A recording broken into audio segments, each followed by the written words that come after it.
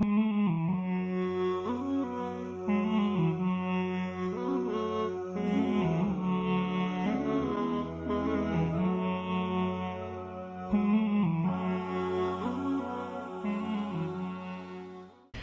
الحمد لله نحمده ونستعينه ونستهديه ونستغفره ونتوب إليه ونعوذ بالله تعالى من شرور أنفسنا ومن سيئات أعمالنا من يهده الله فلا مضل له ومن يضلل فلا هادي له وأشهد أن لا إله إلا الله وحده لا شريك له وأشهد أن محمدا عبده ورسوله صلى الله عليه وعلى آله وصحبه أجمعين. Today, brothers, is the assembly number 11, 11th assembly of explaining Tahawyah. We want to make a quick scanning for the deviant and misguided cults. A person may ask, what is the importance of knowing about these cults? We say, how many cults? We thought that they're okay.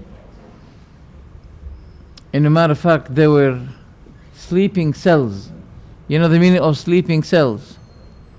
And when they were awakened, or it became the right time to use them, they were used brutally and hardly against Muslims. So we want to know what is our position to them and what's their position to us.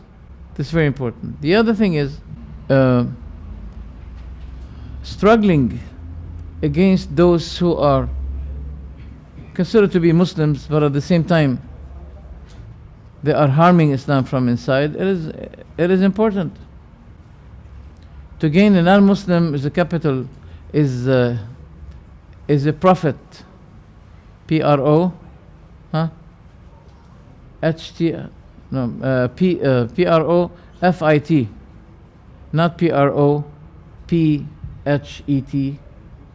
You know the difference between both. See, that's why we say people think that Ta'wil is the far meaning.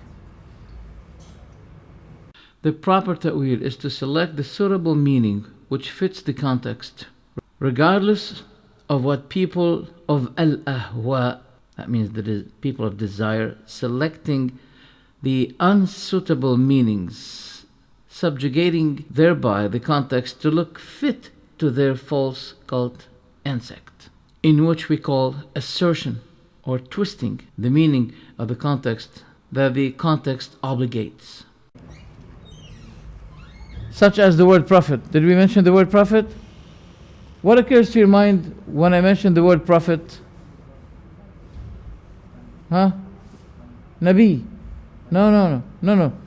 The moment I mention the word prophet, okay? Nabi. But when I use another word with it, the context will be telling me, no. This is not what was meant. What was meant is money, gaining. That's how it goes. For example, no God, no peace, no God, no peace. What do you understand from my word? N-O God, N-O peace. K-N-O-W God, K-N-O-W peace. Did you get it? N-O God, that means no God, no peace. No God, K-N-O-W, then you will know peace. So people, jump over these words, twist their meanings. So we want to explore the cults of misguidance. Exploring the false cults. First, al-falasifa, philosophers. They say Allah should not be having any sifa attribute for him. Multi-attributes to Allah means multi-gods. Jahmiyyah, they affirmed names and attributes of Allah, but they twisted all of them. Names and attributes. Mu'tazila, they affirmed the names, but they denied the attributes. So they said, Allah is Alim bila Alim, Sami' bila Sam', Qadir bila Qudra, Hakim bila Hikmah. You know what it means? If you say to someone, you are rich, you are generous without generosity. So what does it mean? You're stingy. Right? If you say to someone, you are smart without smartness. Huh? What? Is he smart? No. He's not smart. Why did they say that? Because they are following the steps of the philosophers. They wanted to affirm the names, but they don't want to acknowledge the fact that the names, cause attributes to be derived from them. So why Allah is Al-Kareem? Because He is great in generosity. Those people say, no, Al-Kareem, that's ism alam mahd. It's only a noun. It has nothing to do with the matter of generosity. His name is generous, and that's all. That cannot be accepted. Al-Asha'ira, وَمَا أَدْرَاكَ مَا الْأَشَاعِرَةِ. Al-Asha'ira, they affirmed 7 attributes of Allah. They call it as-sifatul aqliyah. And by mind you can tell that those 7 attributes must be affirmed. Al-ilm, al-qudra, al-sam', al-basar, al-hayat, al-kalam, what else? I mentioned ilm. Al-irada. 7. And we say to them, there is no difference between what you affirmed and between what you denied. If the 7 attributes do not necessarily cause similarity between Allah and His creatures, so the other attributes the same. Because those attributes, 7 attributes, are the same attributes that can be used for mankind as well. Okay? Can a person be alim? Yes or no? And Allah is alim. وَفَوْقَ كُلِّ ذِي عِلْمٍ عَلِيمٍ. Okay? قال اجعلني على خزائن الأرض إني حفيظ عليم. Who said that? Yusuf. He said to the king, put me at the storage, the treasures of the earth. I am Hafiz, I am Alim. And these are 2 attributes to Allah as well. So what is the difference? Why those do not cause similarity, yet human beings are attributed the same? So if those do not cause imperatively any similarity, okay, istiwa as well, the hands of Allah as well, the coming of Allah, the Day of Judgment as well, the same thing.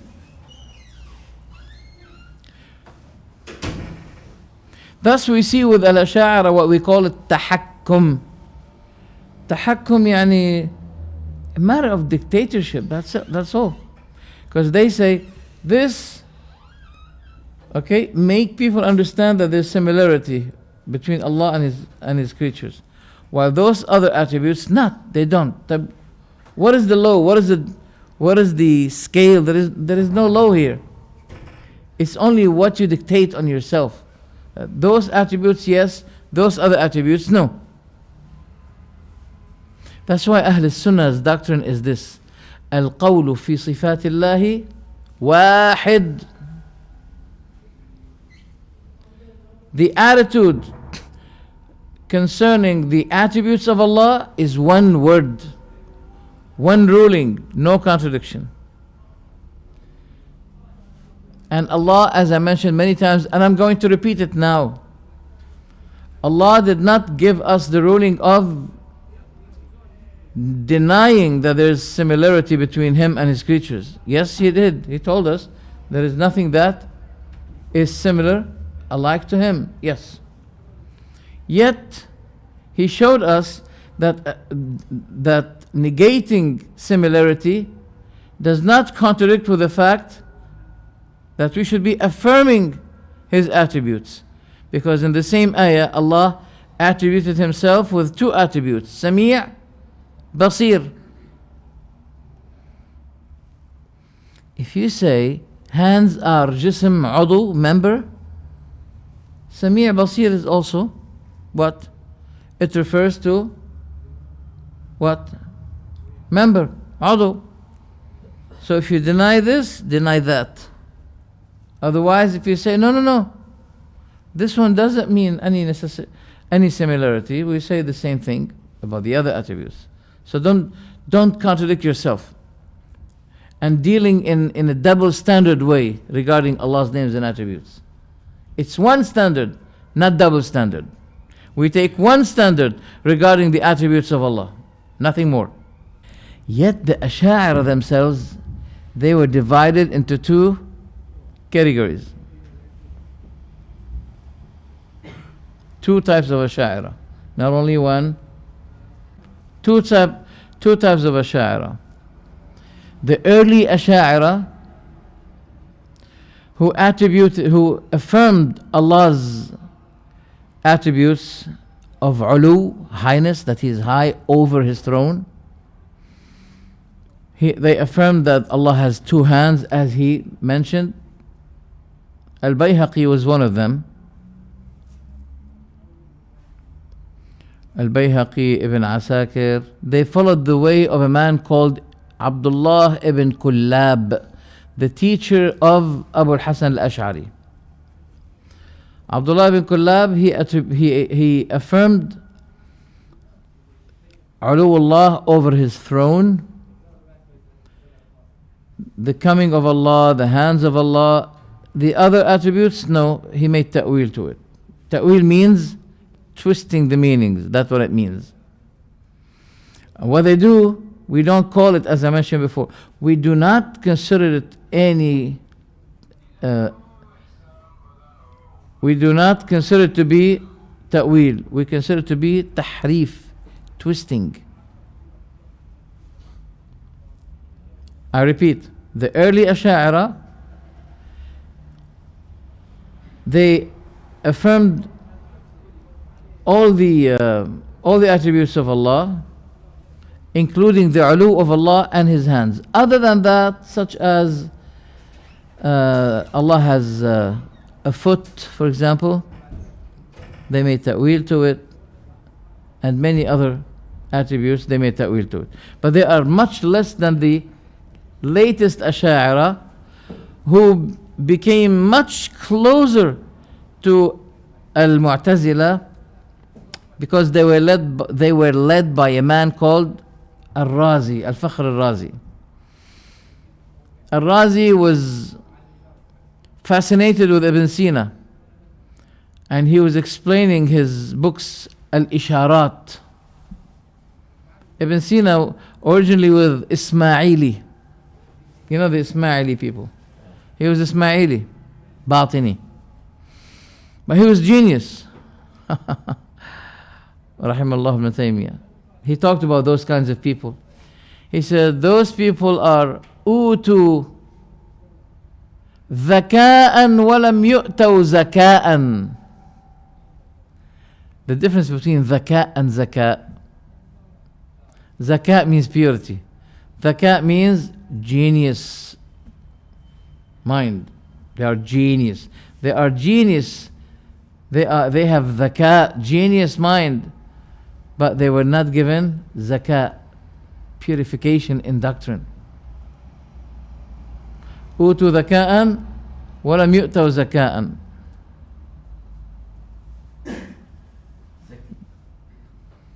الزكي لا يقال الذكي وليس الزكي. الزكي هو the purified person, a pure person. Just as Allah subhanahu wa ta'ala said, فَلَا تُزَكُّوا أَنفُسَكُمْ هُوَ أَعْلَمُ بِمَنِ اتَّقَى. Do not claim the purity for yourselves, for Allah knows best who what. Because mankind sometimes they swear that they fear, Wallahi I fear Allah.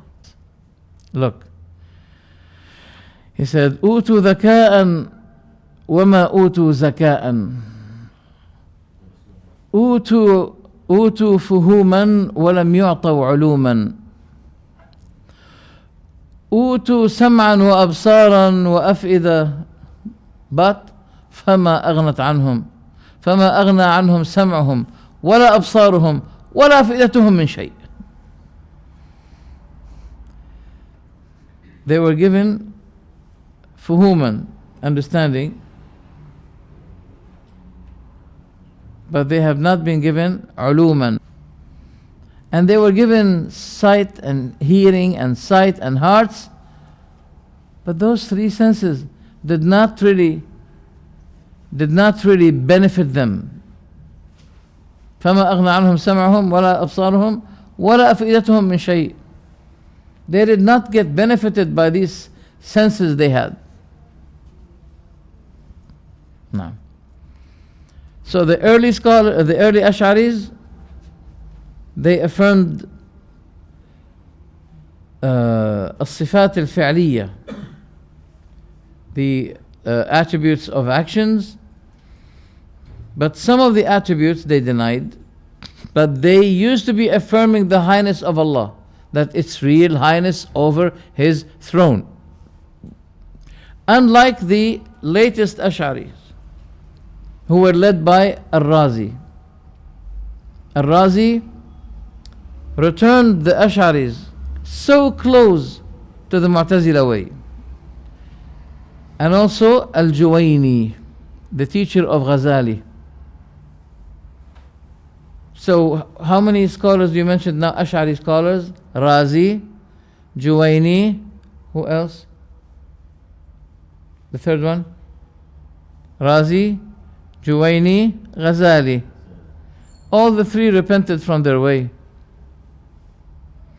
So never be deceived by someone who may come to you and says, Al-Imam al-Razi al-Ash'ari said in his book of tafsir, etc., etc., etc. Now wait a minute.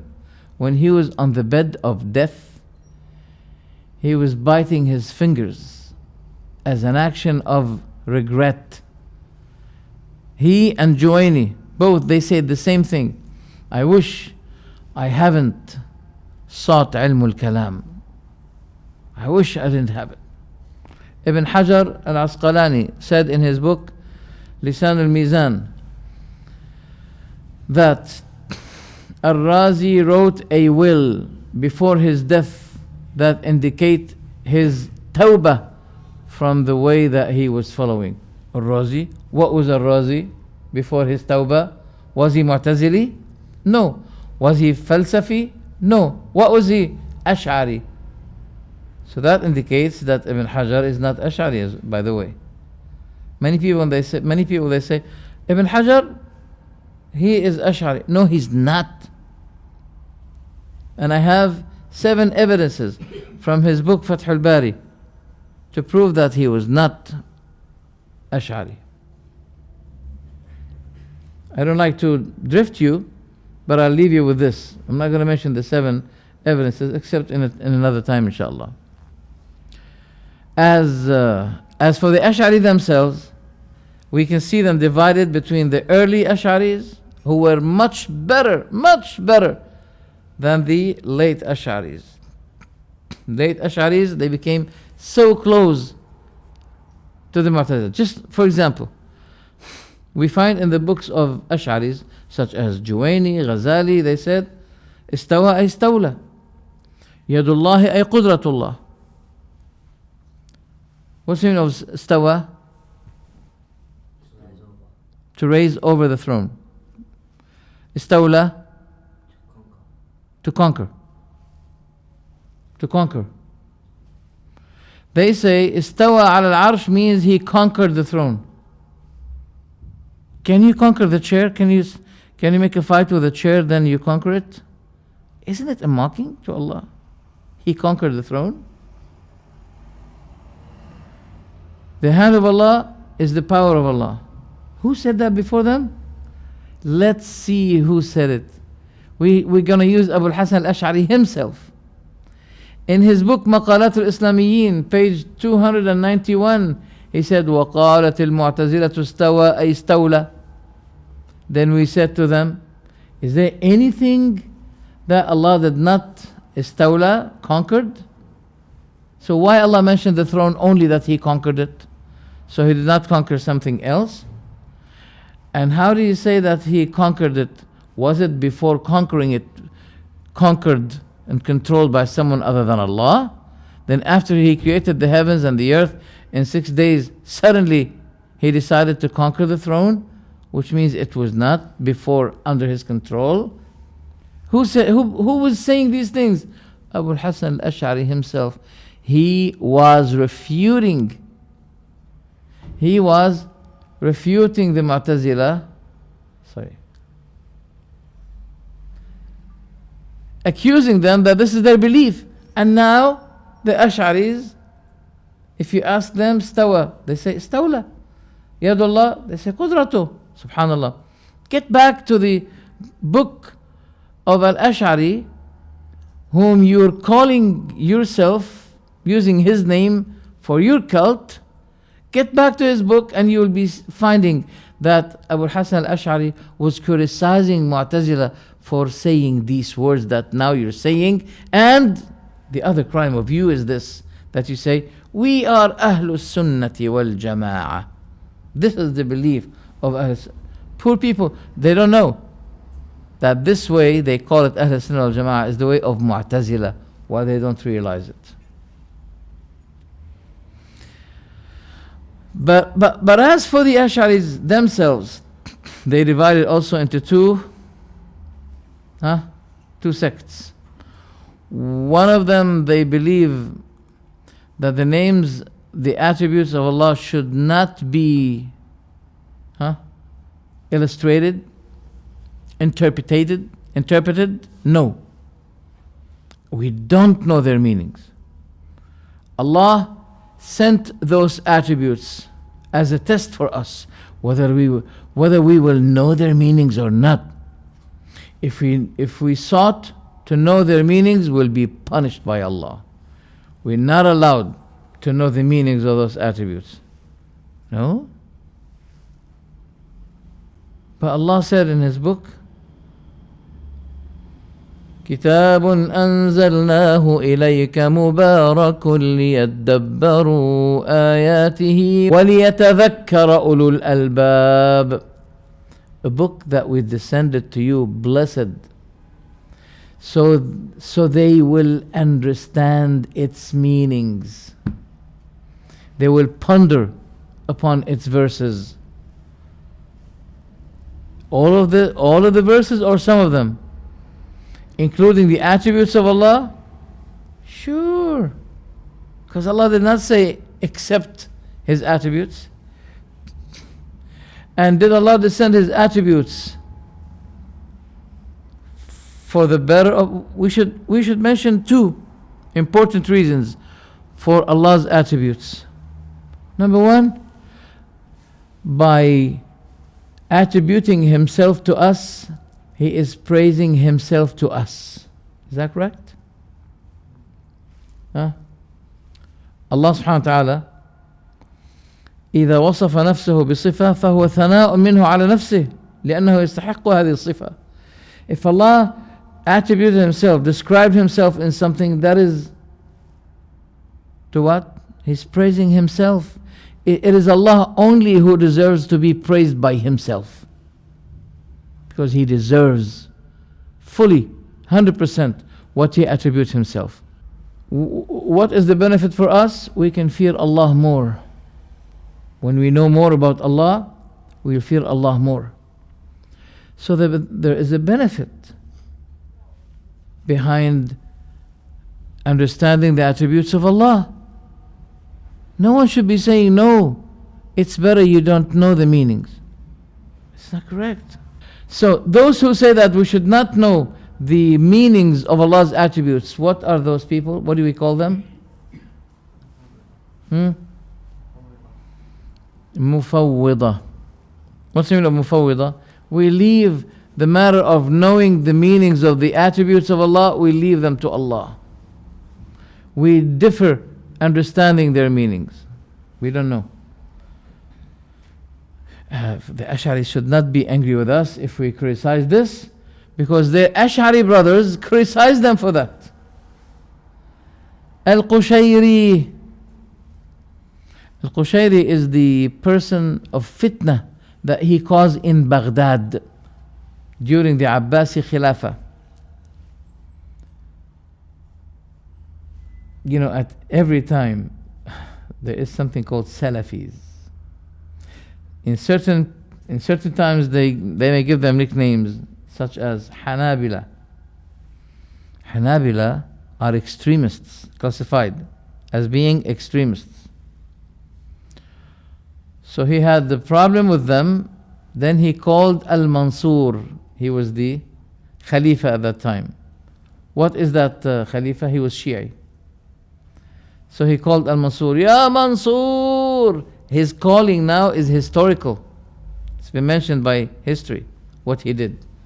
He sought help by this Shia Khalifa against the Salafis, and that caused a lot of bloodshed because of his Ash'ari manhaj. I read his book all, Al-Risala Al-Qushayriya. In this book he was describing the people of Sufism. He said, أولئك قوم كنس الله بهم المزابل. Allah swept the trashes. Allah swept the garbages by those Sufi people. How can you say that? Do you imagine if one Salafi used that word against Allah? They have a good media. Their media is similar to CNN, ABC network. Propagandas. Look what the Wahhabis say. But if one of the Ash'aris said it, forget it, ignore it. He said in his book, Ar-Risala Al-Qushayriya, and I have a copy of it, wallahi, in this computer. He said, those Sufi people, he's trying to show that they're extremely ascetic people. Zahid, to the extent that Allah sweeps the garbages by those people. How can you describe Allah like that? So the Mufawwida Ash'aris who said that we don't know the meanings of Allah's attributes, they are criticized by the other types of Ash'ari who believe that you must make ta'wil for the sifat. Al-Razi was one of them. He said you must. He made it obligatory to twist the meanings of Allah's names and attributes. He made it obligatory. Al-Bayhaqi, he contradicted him by saying we should not be knowing the ta'wil of these sifat. Sometimes he makes ta'wil, sometimes he goes to tafwid. They are contradictory. Even Al-Bayhaqi himself. Regarding the hand of Allah, yes, no problem. Regarding the ulu of Allah, yes, Allah is in the height, as he described himself.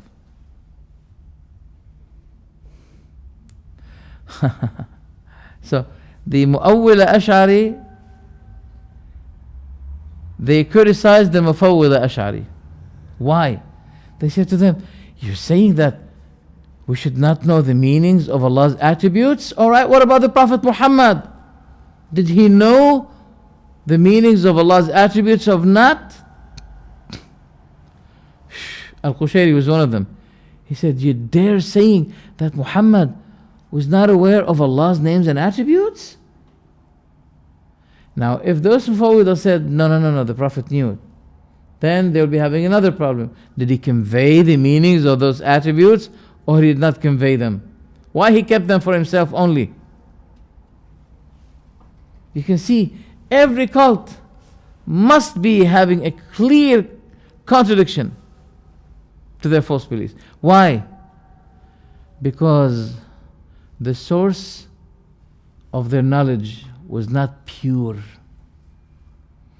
Many other sources were mingled in it. What is that? The worst of them is Ilm al-Kalam.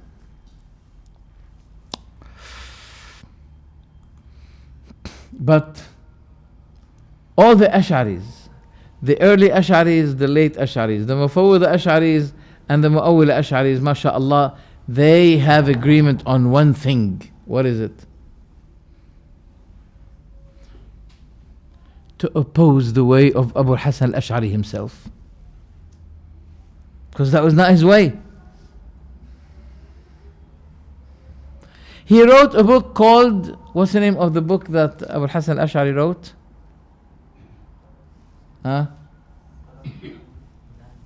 Al-Ibana an Usul al-Diyana, declaring the basis of our religion. He's talking about what? Doctrine, what to believe in.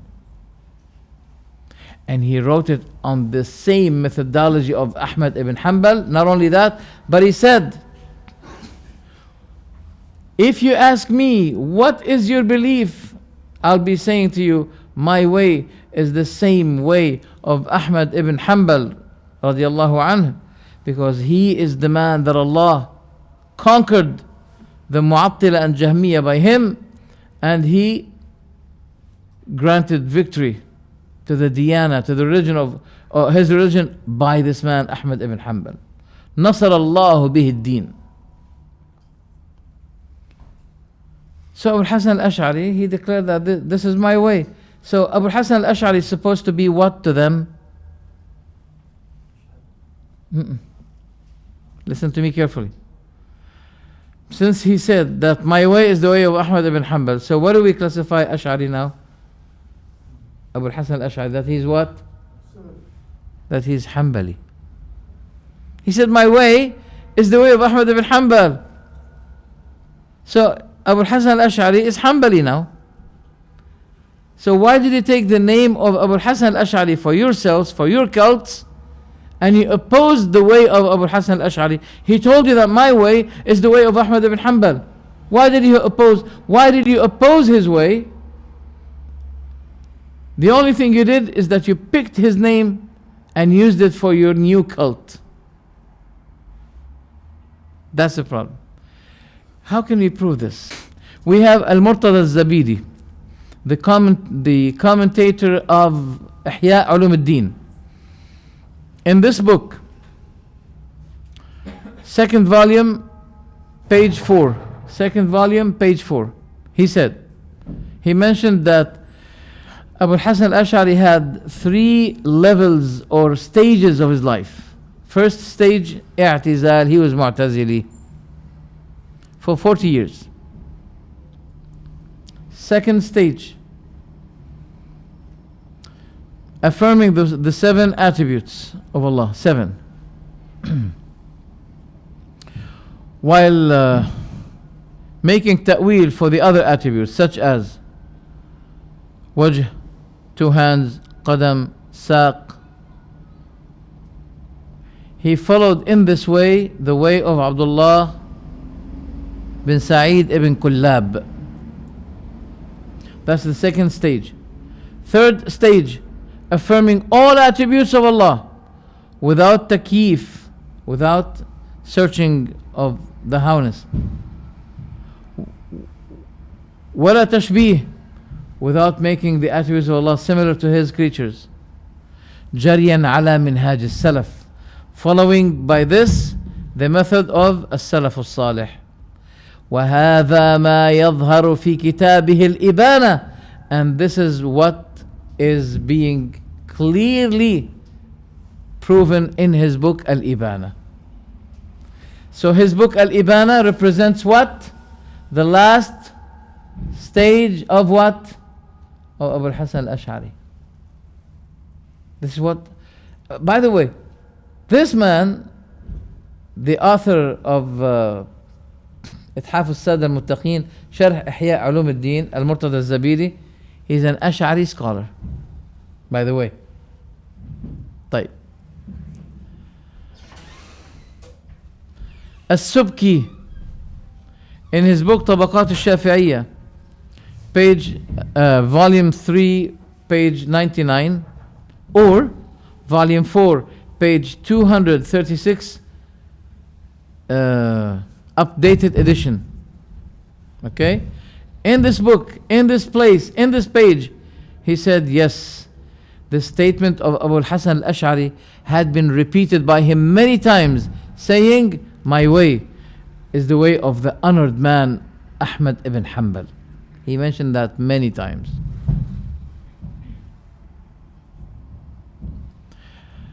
Ibn Asakir, the closest man to Abu al-Hasan al-Ash'ari, he emphasized this. He said the early Ash'aris still believe fully in what the book Al-Ibana consisted. They believe it strongly. The highest and the strongest believe. لا يزالون يعتقدون ما في كتاب الإبانة أشد الاعتقاد. They believe in every single word of the book Al-Ibana. Where did he say it? He has a book called تبيين كذب المفتري فيما نسب إلى أبي الحسن الأشعري, refuting some scholars who criticized Abu al-Hasan al-Ash'ari. In this book, page 388, he admitted the book of Al-Ibana for Abu al-Hasan al-Ash'ari. Also he said, Al-Zabidi, the commentator of Ihya Ulum al-Din, he said, وَمَنْ أَرَادَ مَعْرِفَةَ قَدْرِ الْأَشْعَرِي, whoever wanted to know the value, the great value of Abu al-Hasan al-Ash'ari, وَأَنْ يَمْتَلِئَ قَلْبُهُ مِنْ حُبِّهِ, and whoever wants his heart to be filled by the loving of this man, Abu al-Hasan al-Ash'ari, فَعَلَيْهِ بِكِتَابِ تَبْيِينِ كَذِبِ الْمُفْتَرِي, he should be reading this book. Written by who? Al-Murtada al-Zabidi. What did it consist? The declaration, the confession that Abu al-Hasan al-Ash'ari wrote a book called Al-Ibana. So in this book, Abu al-Hasan al-Ash'ari is telling the Ash'ari today, this is my way, the way of Ahmad ibn Hanbal. Is it the way of Ahmad ibn Hanbal to look for ilm al-kalam and to twist the meanings of Allah's attributes because of this? That's not the way of Ahmad ibn Hanbal. Also Ibn Asakir, he wrote a book, in his book he said, لو لم يصنف عمره غير الإبانة واللمع لكفى فكيف وقد تفنن في العلوم بما جمع. He said if he did not write any other book but one book, that is the book of Al-Ibana, it will be sufficient as a great book for Abu al-Hasan al-Ash'ari. That's good. That's good for us, because now we can show them that you're opposing the Ash'ari himself. Ibn Adabah, his Hanafi scholar, in his book Ar-Rawda al-Bahiyya, he also admitted that this book belonged to Abu al-Hasan al-Ash'ari. Al-Dhahabi, he confirmed the fact that An-Nawawi wrote the book Al-Ibana by his hand. He wrote it by his hand. in his book Mukhtasar al-Ulu, page 239. That is why. Al-Kawthari. Have you heard of Al-Kawthari? Yeah, Kawthari. What is Al-Kawthari? He was the Mufti of the Uthmani Caliphate until it was collapsed. When it was collapsed, he was extradited. Yeah. He was told to leave Turkey. And I think in Greece or I forgot the name of the place that he was deported to. This man was extreme Jahmi, enemy for the Sunnah. And he was impudent, waqih, that he was criticizing many companions, saying that those ignorants, they don't know Aqidah, those companions, they're ignorant. He was Jahmi. But despite his Jahmi way, he had to give his confession that yes, Al-Ibana belongs to Abu al-Hasan al-Ash'ari. But he wrote his book as Tahawyah to regain the Hanbali people, then to persuade them to accept his doctrine. He said that Abu al-Hasan al-Ash'ari, he pretended to be returning to the way of Ahmad ibn Hanbal, and that was Tahawyah. Where did he say that? In his footnote under the pages of Tabyin Kadhib al-Muftari, which was written by Ibn Asakir, the closest one after Abu al-Hasan al-Ash'ari. Where did he mention it? In his footnotes of Tabyin Kadhib al-Muftari, page 392. He admitted that yes, Abu al-Hasan al-Ash'ari wrote the book of Al-Ibana, but he was using it, what? As a decoy to hunt the Hanbali people and to change them to become Ash'aris. What is this?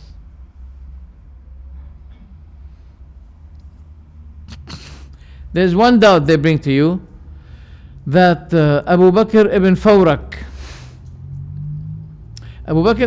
he was also the closest to Al-Ash'ari, who knows about all what Al-Ash'ari wrote of books, yani. But Ibn Fawrak did not include the latest book of Abu al-Hasan al-Ash'ari within the list of books that he mentioned. He did not mention the book of Al-Ibana as the last book he wrote before he died. Now some Ash'aris take advantage of this and they say, see, Abu Bakr ibn Fawrak, he did not include the book Al-Ibana, so it's not considered. But look what he said, Ibn Asakir said.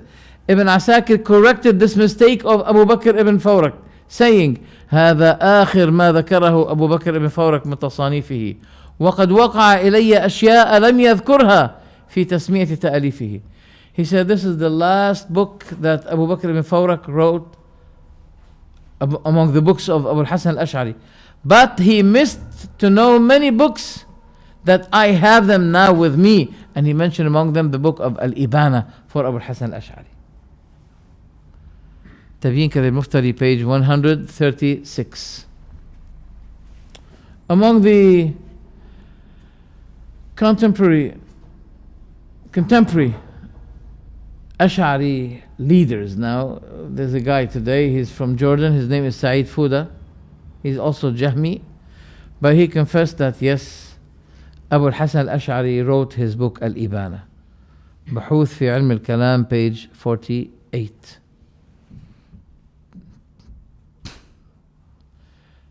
This presentation was important that you may get this important information about the Madhab Ash'ari.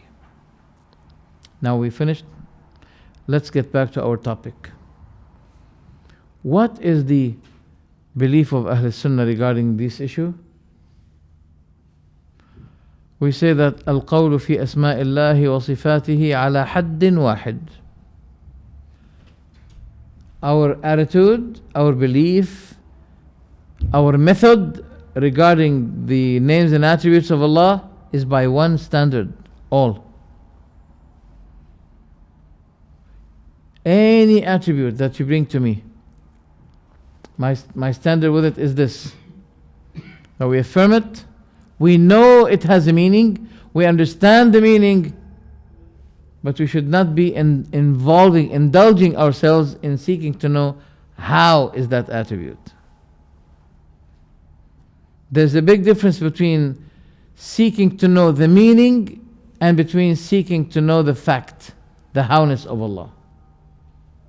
And we mentioned last 2 days, we mentioned the attitude of Imam Malik when someone came to him and said, Istawa ar-Rahman ala arsh istawa. Kayfa istawa? He said, how did he make istiwa? How was he raised over the throne? How? Then Malik said a word that Al-Dhahabi said, this is the ruling of Ahlul Islam, that Allah guided him to say it, and every Sunni Muslim today say it. What is it? Al-istiwa'u ma'loom. The istiwa, the raising over the throne of Allah is what? Ma'loom. What's the meaning of ma'loom? It's known. Wal-kayfu majhul. And the kayf, the howness is what? Unknown. And I said to you that the Ash'aris use another narration which says that Malik said, وَالْكَيْفُ غَيْرُ مَعْقُولٍ. What's the meaning of وَالْكَيْفُ غَيْرُ مَعْقُولٍ, brother? What is the meaning of the word before? Al-istiwa'u ma'loom. No, the word before. The first one. That's the first one. Al-istiwa'u ma'loom. Wal-kayfu majhul. Al-istiwa, the raising of Allah over His throne, is understood. The meaning of that is understood. Wal-kayfu majhul, but the how is not comprehended. We can't. So some Ash'aris, they say, Imam Malik said, وَالْكَيْفُ غَيْرُ مَعْقُولٍ. See, here you can see the twisting of words, twisting the meaning of words. غَيْرُ مَعْقُول, that means it is not comprehended by our minds, as you translated it. While they wanted you to believe that غَيْر مَعْقُول means impossible. You know, in Arabic, if we hear in news something amazing, we say غير معقول, that means مش معقول يعني مستحيل, that's impossible.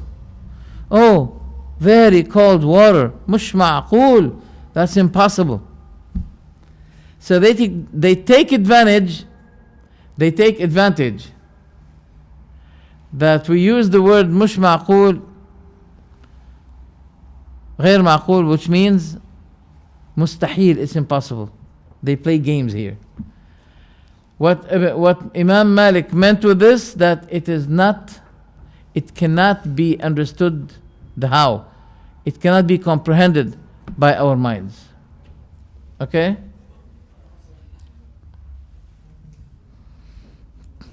Is this understood now, inshallah? طيب. Let's now, Bismillah. Let's now continue what Imam Tahawyah said. He said, ولا يصح الإيمان بالرؤية لأهل دار السلام لمن اعتبرها منهم بوهم أو تأولها بفهم، إذ كان تأويل الرؤية وتأويل كل معنى يضاف إلى الربوبية بترك التأويل ولزوم التسليم وعليه دين المسلمين. And I like that from الطحاوية. Let's translate it. A person's belief in the vision of Allah by the people of the paradise is not correct if he imagines what it is like, interprets what is it like, or interprets its or interprets it according to his own understanding, since the interpretation of this vision, or indeed the meaning of any of the subtle phenomena which are in the realm of lordship. The realm of lordship is made correct by abandoning its interpretation and strictly adhering to surrender, for this is the religion of the Muslims. He's saying that the real you know what is the best ta'wil for the attributes of Allah? Is to abandon the ta'wil. The best ta'wil is to abandon the ta'wil. It seems to me that Tahawyah is inclining to tafweed because of this statement and the statement before that we read last time.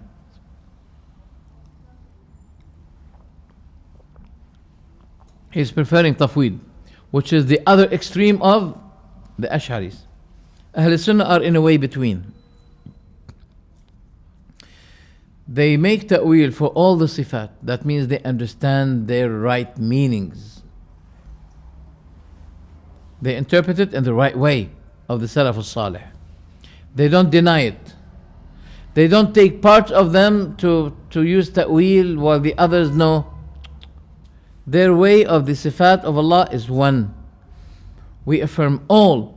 We understand the meaning of all. And we deny any kind of similarity between those attributes and mankind's attributes. That's all. What I like here is he's saying, he meant inshallah by this that we should be abandoning to be indulged with the risk of speaking without knowledge about Allah's names and attributes. Okay. He said the best ta'wil for these attributes is to abandon the ta'wil and to commit yourself to the surrendering as to what Allah affirmed to Himself. And he said, this is the deen of the Muslims. This is the religion of the Muslims. 3-4 days ago, one Shia person, he said to me that the way of Tawheed is to deny Allah's attributes. And this paragraph is being mentioned in Nahj al-Balagha. They believe it. That at-Tawheed, Kamal al-Tawheed, Nafy al-Sifat. Yani that's exactly what they said. The perfect Tawheed is to deny Allah's attributes. I said, what? I have to be a bit harsh. I said, claiming that denying Allah's attributes is the perfect Tawheed, is the perfect religion, may Allah curse that type of religion. I had to say it. May the curse of Allah be on such religion. That's not the religion of Islam. The religion of Islam is to affirm what Allah affirmed to Himself. It's not of Deen al-Islam to deny Allah's names and attributes. But what did he mean by وَلَا يَصِحُّ الْإِيمَانِ بِالرُّؤْيَةِ لِأَهْلِ دَارِ السَّلَامِ? What does he mean of Dar al-Salam? But what did he mean by وَلَا يَصِحُّ الْإِيمَانِ بِالرُّؤْيَةِ لِأَهْلِ دَارِ السَّلَامِ? What does it mean of Dar al-Salam? What does the meaning of Dar al-Salam? The house of paradise. What is the evidence? لهم دار السلام عند ربهم وهو وليهم بما كانوا يعملون. Ya Allah, I love that ayah, Allah. So beautiful. For them, the believers, Dar al-Salam is waiting for them, the house of peace. لا يسمعون فيها لغوا ولا تأثيما. They never hear any bad word in it that may be said inside paradise. Finish. If a person here has any problem, the word that begins with F is ready with him. The word that begins with S, then H, is ready with him. On the edge of his tongue. Ready to be emerged, ready to be uttered. And I mentioned to you before what Isa did. Isa saw a pig, and he said to the pig, pass in peace. Pass in peace. So his disciples said to him, do you say that to a dirty animal? He said, I'm customizing. You say customize, right? Or accustoming. Yeah. Accustoming my tongue to speak the good. You know, if you get used to, for example, saying, may Allah curse the Pope, may Allah curse the Christians, may Allah curse the Jews, may Allah curse... You get used to it, and next time you will say it against one Muslim. Because you're accustomed to it. Be careful. This is the benefit we can grab from Al-Masih alayhi salam when he saw a pig, and he said to the pig, pass in peace. Why? He's accustoming his tongue to speak the good. Now, so this is Darus Salam. Can people see their Lord even before Jannah, entering Jannah? Yes or no? Yes? Yes, the answer is yes. But the best sight, they see him inside Jannah, but they see him before. And Allah did not say that كلا إنهم عن ربهم يومئذ لمحجوبون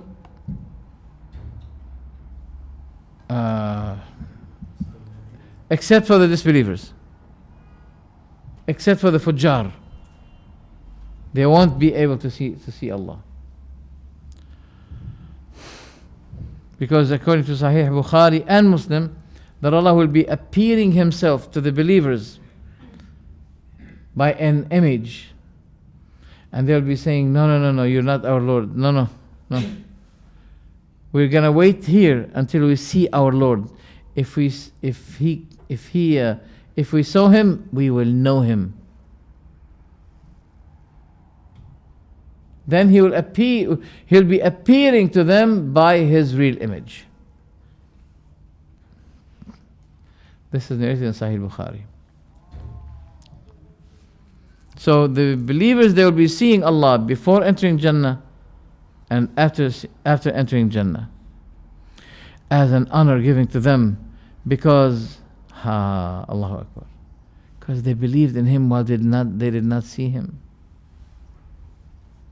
They believed, but they did not see him. The Ibadi people and the Shia with them, they deny that Allah can be seen at the Day of Judgment. What? Haram alayk ya akhi. Please, that's haram. I want to see my Lord, ya ammi. Don't tell me I'm deprived from seeing my Lord. I was deprived from seeing him here. Don't tell me that there also I'm not going to be able to. No. I cannot accept a religion that tells me you will never be able to see Allah, neither in this life nor in the other life. That's not the religion of Islam. Now Tahawyah continues. وَمَنْ لَمْ يَتَوَقَّ النَّفْيَ وَالتَّشْبِيهِ زَلَّ وَلَمْ يُصِبِ التَّنْزِيهِ. Anyone who does not guard himself against negating the attributes of Allah or likening Allah to something else has gone astray and has failed to understand Allah's majesty. فإن ربنا جل وعلا موصوف بصفات الوحدانية منعوت بنعوت الفردانية ليس في معناه أحد من البرية. He's saying, anyone who does not guard himself against negating the attributes of Allah or likening Allah to something else has gone astray and has failed to understand Allah's majesty. Because our Lord, the Exalted, can only be described in terms of oneness and singularity. And no certain is, and no creation is like him in any way. Is that understood? Is there any question until now about what I have translated? Did you understand the translation, by the way? Yes or no? Shall I repeat it? Okay. I'll try to understand it my way, to translate it my way. Whoever does not avert tashbih, zalla, he will be slipping, yani in misguidance. Walam yusib at-tanzih, and he won't be hitting he won't be achieving the pure concept of tanzihullah, exalting Allah. For our Lord is described by the sifat of wahdaniyah, he is attributed or described by the attributes of wahdaniyah, oneness. Man'utun binu'ut al-faradaniyah, this is the same thing. ليس في معناه أحد من البرية, in the meanings about Allah, no one can share him with these meanings. Is that understood now? No. We affirm that. And when we affirm the attributes of Allah, we affirm them in this way. إثباتا بلا تشبيه تنزيها بلا تعطيل. When we affirm Allah's attributes, we affirm them in such affirming without causing us to fall in tashbih, without causing us to make Allah similar to His creatures. And when we use the way of tanzih, we exalt Allah over what is not fit to Him. We do that without falling in ta'til, denying Allah's names and attributes. So our way is between both. When we affirm without tashbih, when we negate without ta'til. Then الطحاوية says وتعالى الله عن الحدود والغايات والأركان والأعضاء والأدوات. Allah is exalted above the limits and members and organs and adawat. Adawat, how to say adawat in English? Parts.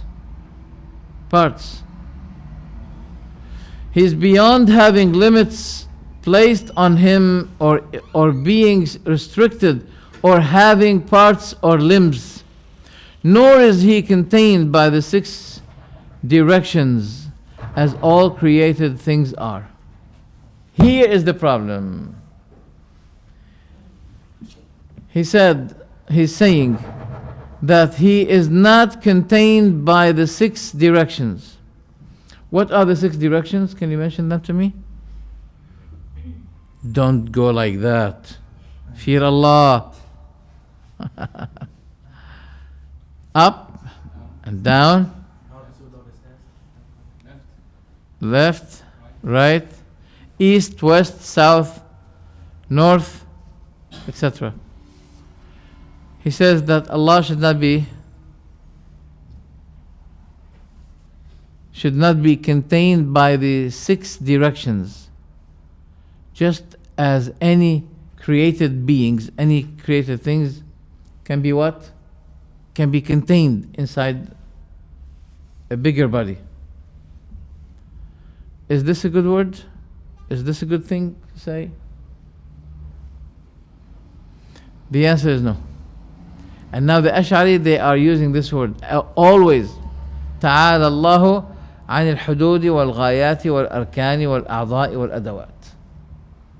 Allah is high above being attributed by these things to Him, such as direction, limits, organs. Yeah. Okay. We disagree with some of what Al-Tahawyah mentioned. Number one, can Allah subhanahu wa ta'ala go to a place such as the lowest heaven? Yes or no? Yes. What is the evidence? Many evidences.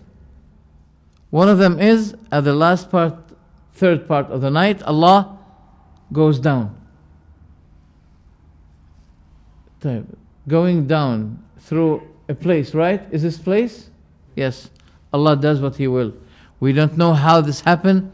That's why we can't give it any kind of comparison to our systematic, lively system. We can't. طيب. Shouldn't we be affirming at least one direction to Allah? Yes or no? Yes. What is that direction? Up. So At-Tahawi did not exclude the up direction to Allah. He did not what? He did not approve. So we disagree with that because Allah approved that direction to Himself. So why do we approve? Why do we approve that direction of up to Allah? Because this is what He approved for Himself. So we should not be saying if Tahawi speaks, we should not be listening to Allah. No, the opposite.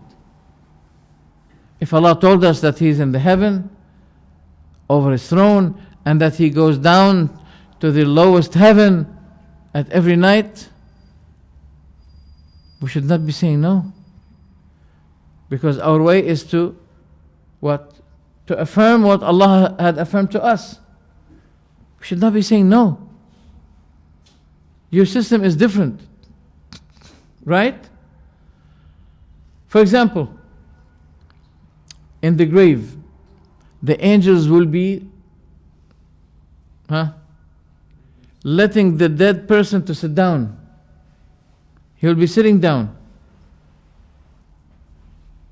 According to our system, there's no way to do that. Khalas. No. We should be saying that even if we believe that He sits down, His sitting down is not like our sitting down, because His system of life is different now. So if this happened to the dead person, he'll be sitting down, while in our sight, if we reopen, if we dig the grave and we look at him, we'll be seeing him sitting down. He'll be lying down. So how can he be lying down in our system? Yes, that's to our system. But in the other system, the system of Al-Akhirah, no. You don't see what Allah subhanahu wa ta'ala is doing to this man in his grave. The angels will be saying to him, sit down. فَيُقْعِدَانِهِ. But if you, for example, after 1 hour, 2 hours, 3 hours of burying one of our beloved people, if we open the grave, we'll be seeing him what? Lying down, not sitting.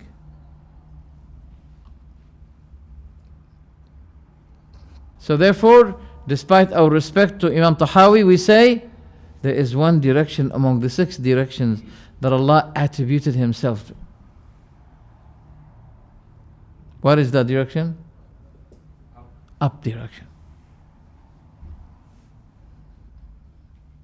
We stop here, barakallahu feekum, because I got a restricted, what is that? Restricted, right? Is that right? Restrictions. 1 hour, please.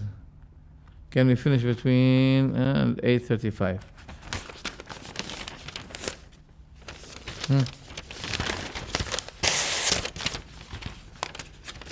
Is it torn? No. 5 minutes for questions and answers, and then get back home. Imam Ahmad was a companion. who was after the companions? No, he was far after. What far after? Maybe 190 and even more. After you say before radiallahu anhu, so رضي الله عنك يا أخي. anka. عنك أنت رضي الله عنك. But you say that title to the companions only. Did I say that? No, which Oh, I didn't say it. When it becomes a habit, for example, if I say it once occasionally, radiallahu ank. But if I have to say radiallahu ank always, every time, otherwise you'll be blamed, no, that's bid'ah. So occasionally if I say, for example, what's your name? Muhammad, Muhammad what? Ali, Ali what? Ahmed, Ahmad what? Uday. Oh my God, what is that? If I say, radiallahu anka ya Muhammad Ali, are you going to say to me, oh, don't say that. I'm not Sahabi. I'm not a companion. No. You have to swallow it, digest it. But if keep saying that to you every time, always, no, that's bid'ah. So occasionally I can say about Ahmad ibn Muhammad radiallahu anhu, there's nothing wrong. I can say to you, alayka as-salam. Bukhari 25 times when he ever mentioned Fatima, he was saying alayha as-salam. And this is more than radiallahu anhu. So there's nothing wrong with saying it. Sometimes when we get used to the word, we may understand something else. For example, if I say, for example, did you die yesterday? No, yeah? Then I say, rahimakallah. Your name is Muhammad Ali. I may speak to a brother and say to him, you know this man, rahimahullah. What's the meaning of rahimahullah now? Rahimahullah usually should be meaning what? May Allah grant His mercy what? On you. On you. There's nothing wrong with that. But if you say it always, no. No. So if you made a mistake one time, it is okay. But if you It's not a mistake. it's not a mistake. No. If you say it occasionally, it's not a mistake. Okay. But if it becomes a habit, It's been okay, that you should be blamed if you don't say it, that's a bid'ah. Okay? For example, can I say Sallallahu alayk? Huh? no. I can, yes. If you give me some zakah money, for example, then I say, oh Allah, make salah on him. Sallallahu alayk. A family called Abi Awfa, a family called Abu Awfa. Among them is a young boy. That every time he's so keen just to give the Prophet Muhammad money as support for his army. What the Prophet said? Do you remember it? Those Al-Abi Awfa, they gave their due donation, sadaqah, which means zakah. Every time they give it to the Prophet said, Sallallahu alayk. Oh Allah, let your salah be on this man. So did he say Sallallahu alayk or not? You say now that you say خذ من أموالهم صدقة تطهرهم وتزكيهم بها. Do you know the meaning of this ayah? Take from their wealth, from their money. Sadaqah. Take sadaqah from them, from their money. تطهرهم. This charity will be purifying them, increasing their righteousness. So the Prophet said, Sallallahu ala ali Abi al-Awfa. May Allah salah be on the family of Ibn Abi al-Awfa. Why? They were rich people and they were giving. And the Prophet fulfilled what he was ordered in the Quran. In Surah At-Tawbah. 2 pages before the end of Surah At-Tawbah, Allah is saying, خذ من أموالهم صدقة تطهرهم وتزكيهم بها وصل عليهم إن صلاتك سكن لهم. So in this ayah we're told that the Prophet was ordered to make salah on every person that give donation. Sallallahu alayk. الصلاة لغويا الدعاء. نعم لغويا الدعاء. شرعيا أقوال وأفعال مخصوصة مبتدأة بالتكبير مختتمة بالتسليم.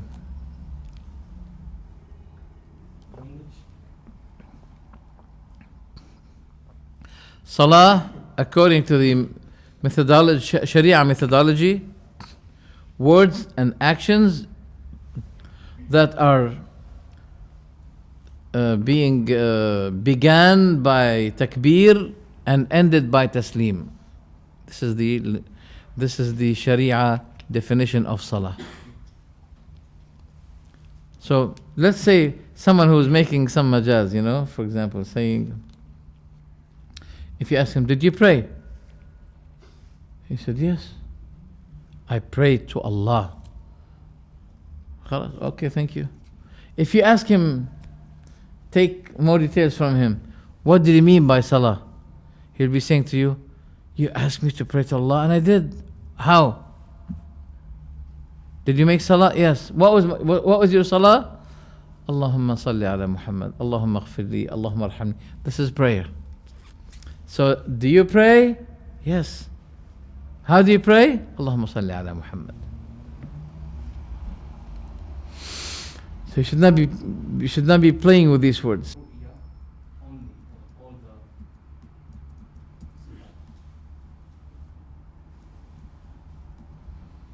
Yeah, understood.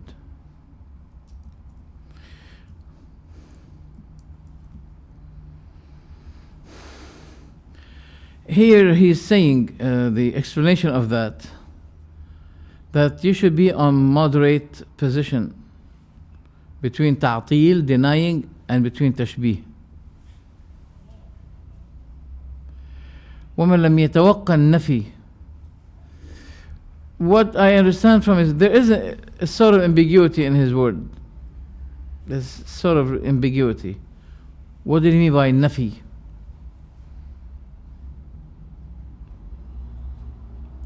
No. I didn't see any good interpretation for what he said. At-Tahawyah, sometimes he mentions some words which are not really helped by Allah, such as this one. وَمَنْ لَمْ يَتَوَقَّ النَّفِي. Whoever does not avoid nafi. Nafi what?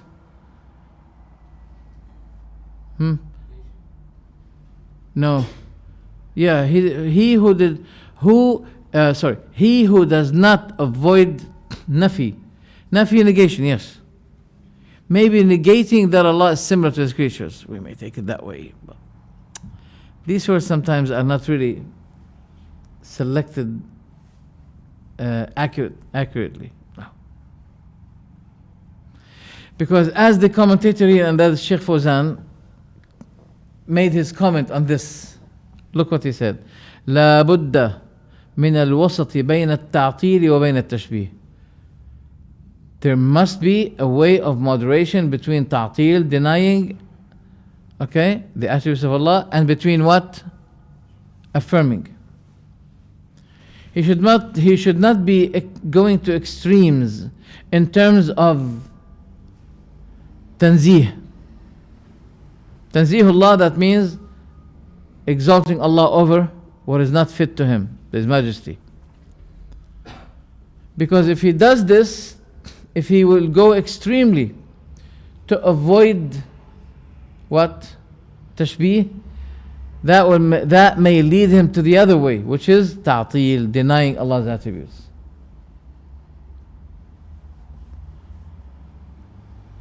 وَلَا يُثْبِتُ إِثْبَاتًا فِيهِ غُلُوٌّ. And he should not be affirming extremely, falling in extremes in terms of his affirming of Allah's attributes. He should not be going to extremes to the extent that he will be falling in tashbih. So he should be in the right way. So we will affirm what Allah affirmed to Himself without tashbih, without tamthil, without tarseem, without ta'til. This is the straight path, al-mu'tadil, the moderate one. فالله سبحانه لا شبيه له ولا مثيل له ولا عديل له.